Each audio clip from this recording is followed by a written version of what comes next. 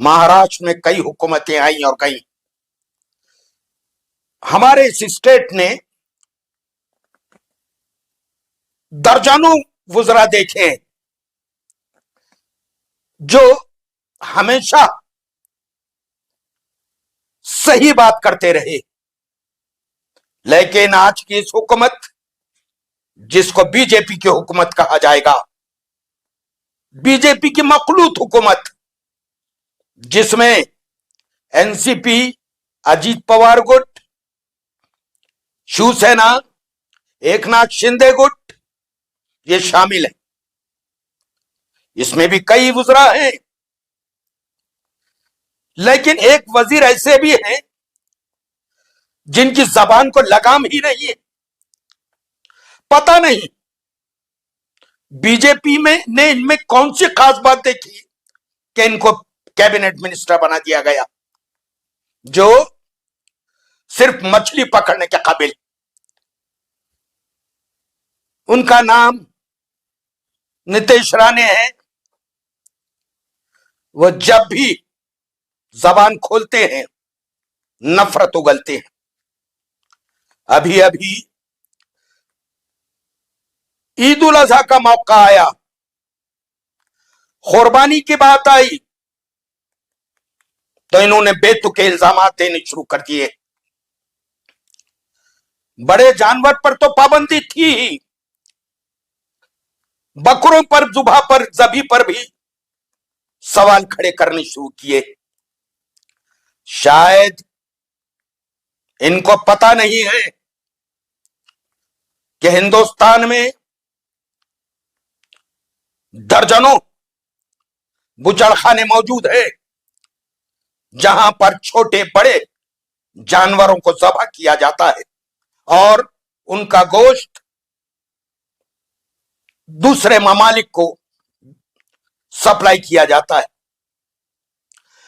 इसमें 10 बुचड़खाने बहुत बड़े हैं। उनमें एक सबसे बड़ा बुचड़खाना अल कबीर है, जो मेदक में वाक़ है, जो 400 एकड़ जमीन पर मुश्तमिल है, जहां पर हर किस्म का जानवर ज़ुबह किया जाता है और जिसका गोश्त दुनिया भर में सप्लाई होता है। उसके मालिक का क्या नाम है? अल कबीर बुचड़खाने के मालिक का नाम सतीश सबरवाल है। बाकी 9 बुचड़खानों के मालिक भी हिंदू हैं, जिस पर किसी को क्या इतराज हो सकता है।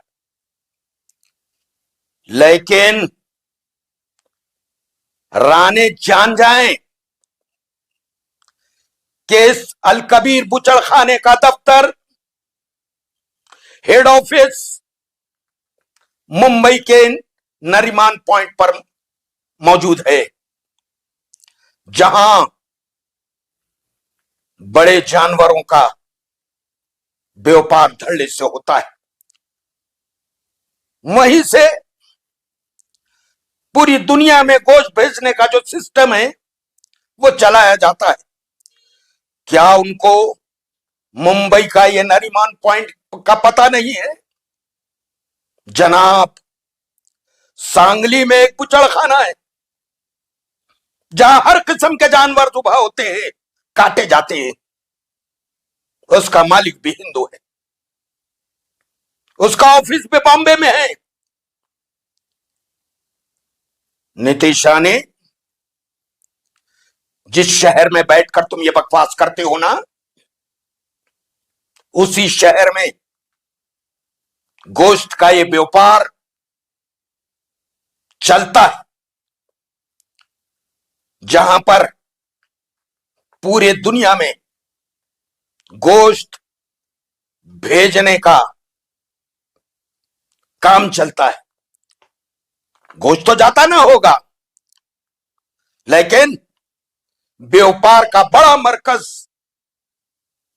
अल कबीर का दफ्तर, जो नरीमान पॉइंट पे वाक़ई है, देखिए आप भी, वो आलीशान इमारत, वो नीतीश राणे को नजर नहीं आती।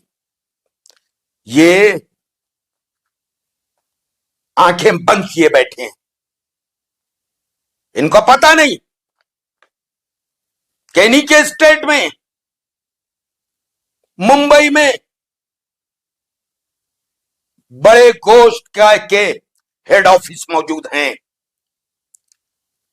क्या कहें इनके ताल्लुक से। बहुत सी बातें हैं, कभी मस्जिद की बात कर लेते हैं, कभी मुसलमानों से भिड़ जाने की बात करते हैं। छोड़िए, इन बातों से आप तमाम लोग वाकिफ भी होंगे, और कहां किस दीवाने की बात पर कोई रद्द अमल दिया जाए, इसकी कोई जरूरत नहीं है। लेकिन हद तो यह हुई कि महाराष्ट्र के वुज़रा, महाराष्ट्र के जिम्मेदार, उनसे यह आदमी कहता है कि तुम्हारे सबका बाप चीफ मिनिस्टर है।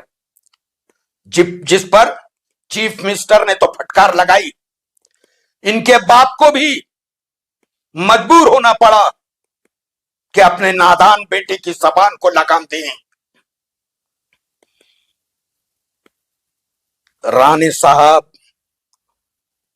अपने बेटे को यह भी सिखाए कि यह मुल्क सेकुलर मुल्क, इस मुल्क में किसी एक मजहब का राज नहीं है। अपने बेटे को अच्छी सी सियासी तालीम दे, और हुकूमत महाराष्ट्र बताए कि कब तक इस गैर जिम्मेदार शख्स को कैबिनेट में रखा जा सकता है।